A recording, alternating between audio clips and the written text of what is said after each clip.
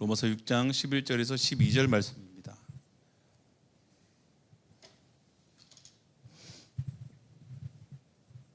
찾으신 줄 알고요. 한 목소리로 다 같이 봉독하겠습니다.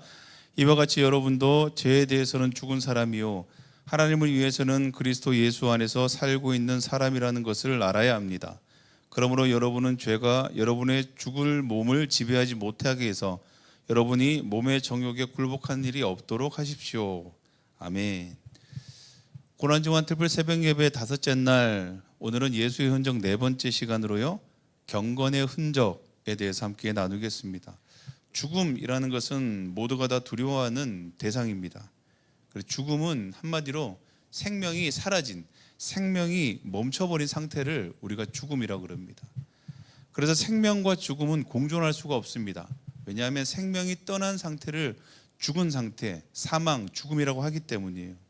그래서 우리가 거의 살아있으나 죽은 사람과 다름없다라고 얘기하는, 어쩌면 마지막 숨을 거두는 순간, 아니면 우리 살다 보면 그런 경우도 많이 보죠.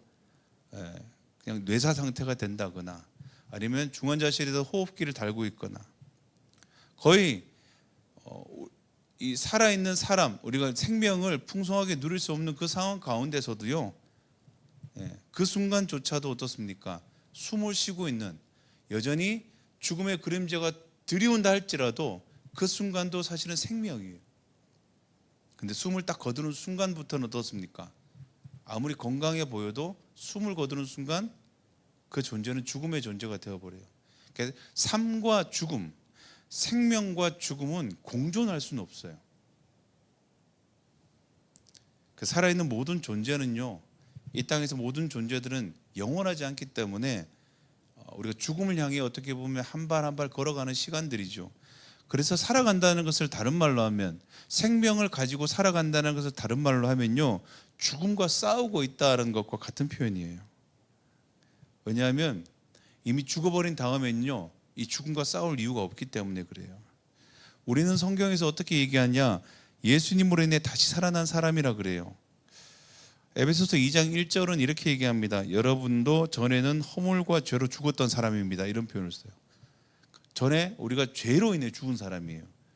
그리고 5절은 이렇게 얘기합니다. 죽은 우리를 그리스도와 함께 살려주셨습니다. 이런 표현을 써요. 그래서 우리는 은혜로 구원을 얻었습니다. 이런 표현을 씁니다. 우리가 어떻게 해요? 죄로 인해서 죽은 거예요. 그렇죠? 그러니까 죄로 인해 죽었기 때문에 죄의 결과가 죽음일 때는요, 분명한 게 하나 있어요. 그럴 때는 죄를 이기지 못해요.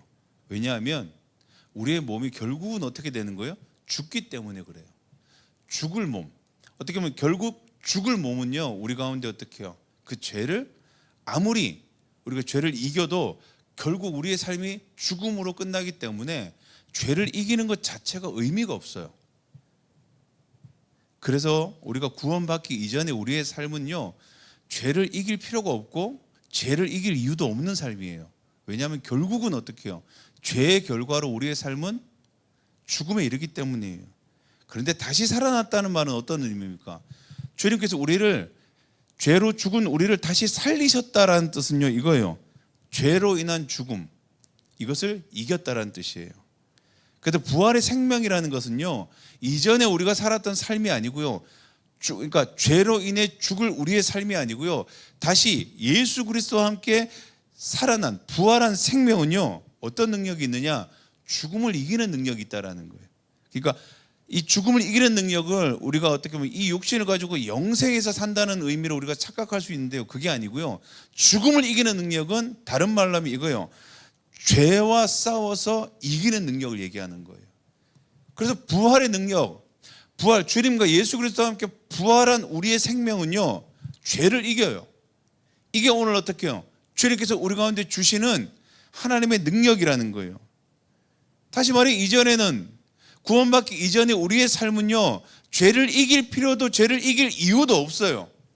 이겨봐야 어떻습니까? 죽음에 굴복할 수밖에 없기 때문이에요. 그리고 그 죽음은 죄의 결과야.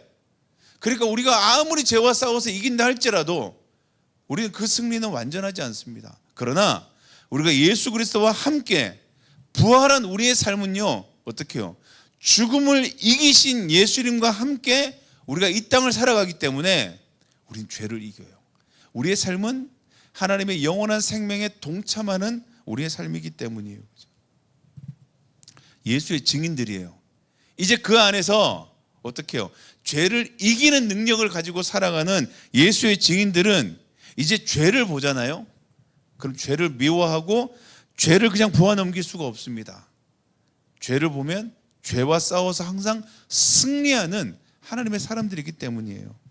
죄와 싸웁니다. 그리고 그 죄와 싸워서 우리가 거룩함을 회복하는 것을 성경은 경건이라고 얘기해요. 그래서 예수의 증인들에게는요, 반드시 경건의 흔적이 우리 가운데 남아있어요. 그래서 죄와 싸워서 이기는 사람이 성도예요. 그리스도의 증인이에요. 그 삶 가운데서는요, 경건이라는 흔적이 그의 삶을 어떻게 해요? 예수의 증인으로 우리 가운데 증거되는 거예요. 그리스도 교회의 가장 큰 사명이 무엇입니까? 우리가 예배 때마다 함께 나누는 거죠. 교회가 정말 교회가 되게 하는 것, 교회가 정말 교회만이 할 수 있는 것, 교회만이 반드시 해야 하는 것, 교회의 정체성, 이건 한 가지요. 죄와 싸우는 거예요. 죄라고 얘기했을 때 우리가 조금 흔히 잘못 알 수 있는 거는 뭐 음란, 거짓말, 뭐 이런 여러 가지 우리가 말하는 미움, 뭐 이런 것들을 얘기하는데요. 이거는 죄의 열매일 뿐입니다. 정말 죄는 어떻습니까? 하나님을 외면하는 것, 하나님을 바라보지 않는 것, 하나님과 벗어난 것을 죄라고 얘기해요. 이것과 싸우는 거예요. 우리가 하나님과 어떻게 해요? 우리 사이에 가로막고 있는 그 어떤 것이라도 하나님 앞에 나가기를 방해하는 것이라면 그건 우린 죄로 여기는 거예요. 그리고 그것을 우리는 어떻게 해요? 우리 하나님과 우리 사이에 결코 두지 않는 거예요. 이것이 성도와 교회의 큰 사명이라는 거예요.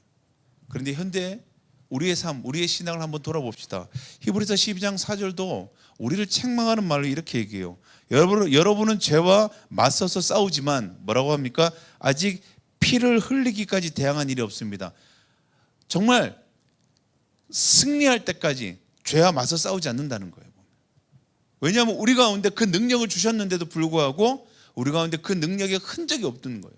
그 능력이 나타나지 않는 거예요. 사랑하는 성도 여러분, 우리 가운데는 죄를 이기는 능력을 주님이 주셨어요. 죽음을 이기신 그분께서는 어떻게 해요? 죄의 결과인 죽음을 이기셨기 때문에 우리 가운데는 어떤 일이 일어납니까? 이제 그 죄를 이기는 능력, 경건의 능력이 우리 가운데는 나타나요. 고난주간 5번째 날입니다. 우리 삶에 경건의 흔적이 있는지를 한번 돌아봅시다. 우리는 죄와 싸웁니까? 죄를 보고 그냥 보아 넘깁니까? 부활의 생명은요, 죄를 그냥 보아 넘길 수가 없어요. 죄를 보면 반드시 그 죄를 꺾어야 돼요. 반드시 주님과 우리 사이에 우리를 가로막는 어떤 것이라도 그 사이에 두는 것을 용납할 수 없는 거예요. 그러나 어떻게 해요? 디모데서 이렇게 얘기하죠. 이 말세가 되면, 마지막 때가 되면, 마지막 때를 살아가는 우리 가운데는요, 경건의 모양은 가지고 있지만 경건의 능력은 사라진다. 경건의 능력을 가진 사람이 찾기 어렵다라고 얘기해요. 우리가요, 이제 예수 그리스도의 흔적, 예수의 흔적, 이 네 번째 경건의 흔적을 가지고 이것이 어떻게 해요? 모양이 아니라 능력이 되어서 하나님과 우리 사이를 가로막는 어떤 것도 용납하지 않는 우리의 삶, 우리 신앙의 삶, 우리 함께 걷는 이 성도들의 삶이 되기를 간절히 축원합니다. 간절히 축원합니다. 기도하겠습니다. 하나님, 오늘 이 시간